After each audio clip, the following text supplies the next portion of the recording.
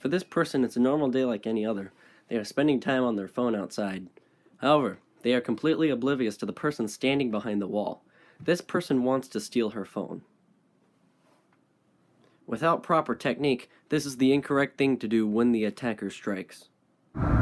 Hey, give me your phone. Give me your phone.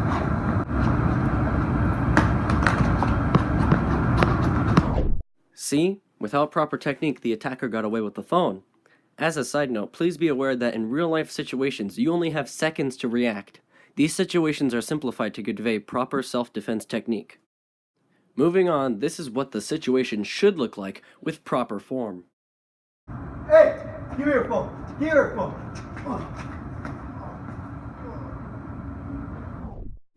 A number of techniques were employed in those last few seconds. Let me break them down for you. Flashback. Hey, give me your phone. Give me your phone.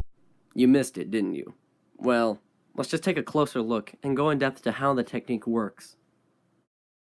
This technique is useful for removing your arm from the attacker's grip.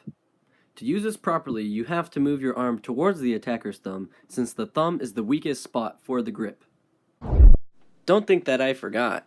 You can recall that she also followed up on that technique by using another technique called the empty palm strike. If you lift your wrist, you will notice that the area around the palm is hard. This part is used for making contact with the attacker.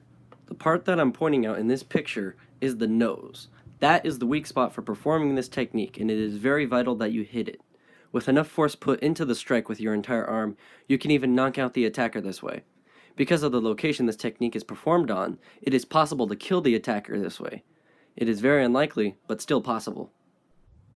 As we run through this clip again, take notice of how she uses her entire arm with the strike to hit the nose. That is the key to defending yourself from the attacker. That was pretty good, wasn't it?